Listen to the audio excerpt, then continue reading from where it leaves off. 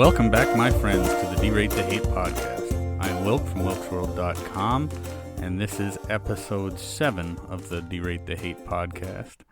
And today, I think we got to talk about the riots and the protesting and everything associated with the death of George Floyd in Minneapolis. And that event has led to some horrendous rioting around the country, and more specifically in Minneapolis. I live in Minnesota, and I work right outside the city, and we've been seeing just horrendous things. It looks like a war zone in Minneapolis, and I guess the thing that this podcast, just like I've said time and time again, we're trying to better the world one attitude at a time. Derate the hate, just like the title says. We're trying to turn down the hate and bring a little more positivity to people's lives and get people to get along better. So this something definitely near and dear to my heart, just simply because obviously it's right in my backyard, and it very much falls in line with what we need to talk about on this podcast. So 8 days ago, there was an event, the killing of George Floyd, a black man in Minneapolis, at the hands of by all accounts, from everything that we've seen, a bad cop. A bad cop using unapproved tactics, and then there was some other cops there, but it instantly turned into a racial thing, and that's very, very unfortunate, because the media and the politicians immediately turn it into a racial thing, and just breed outrage in so many ways, and the narrative is often this deal where the police are racist, and we've got institutional racism, and then you've got Mayor Smallfry over there in Minneapolis talking about being black in America shouldn't be a death sentence, and that's all. That type of rhetoric, that type of hyperbole from the politicians and the media does nothing but breed outrage and turn things into a situation that they don't need to be. The reality of it is this. There's upwards of 850,000, I believe, 850,000 law enforcement agents of different agencies in the United States, and to say that there's institutional racism, or that they're all racist, is simply not true. Are there bad apples? Of course there are. There's bad cops, there's bad doctors, lawyers, dentists. I don't care what group that you look at, there's going to be bad actors within that group, somewhere. And with the dumpster fire of filth that social media and big social media is, and then the mainstream media is just as bad. The bad actors seem to come to light more than anything. We don't see all the good things that the cops are doing, but the first time that something happens, or every time something happens, not the first time, every time something happens, with the prevalence of camera phones and everything else, those videos go viral, and that's the only thing we see. That's all that gets seen. It doesn't get publicized every time a good cop does something great for a family, or in a neighborhood that is really in need of a hero. Those things aren't shown. Those things aren't videos that are going viral.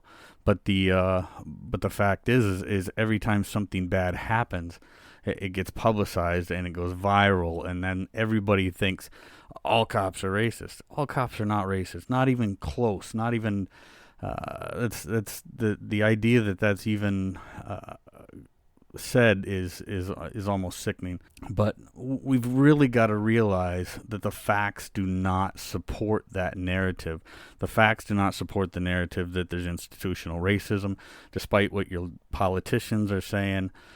For example, I mean, if Mayor Fry would have gotten up and said something to the effect of, the facts state that a police officer is 18 and a half more times likely to be killed by a black man than a black man is to be killed by a police officer, something like that. But they don't ever bring up that because it doesn't fit their narrative. The neighborhoods that need the police most are the same neighborhoods that are right now are still smoldering in Minneapolis, because the media and the politicians and the bad actors within these neighborhoods got everybody whooped up into a frenzy, and now they've destroyed. I think it was a few days ago, but there was already over $1 billion worth of damage to the inner city in these neighborhoods. And, at that point, when things become these all-out riots, they're no longer protests, they're all-out riots. And the people, it's no longer about the death of George Floyd. Everything that I've seen, this guy would not have approved of this kind of thing in any way. I mean, he was very much a peaceful person from all accounts that I've seen. Did a lot of things to try and improve upon his life. And he would not approve of this kind of thing, the rioting and the looting and the burning of buildings.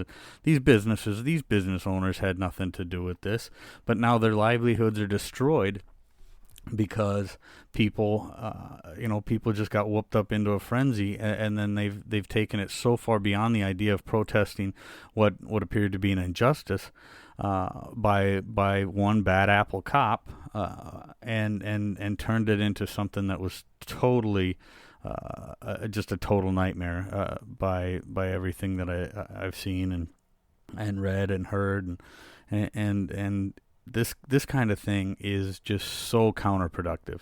I don't think anybody can look at this and say, "Oh yeah, that was a great idea. That really got our point across." No, it did not. It did not get the point across at all. What it has done, it has taken an injustice. It has taken a very bad thing and turned it into a much worse situation, a much worse scenario.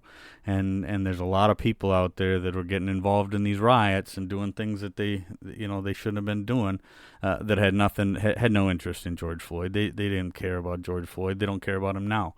They care about chaos. They care about hate, and they want to turn this into an anarchy style chaos and catastrophe. That's what they're looking for. That's all they want is chaos and catastrophe.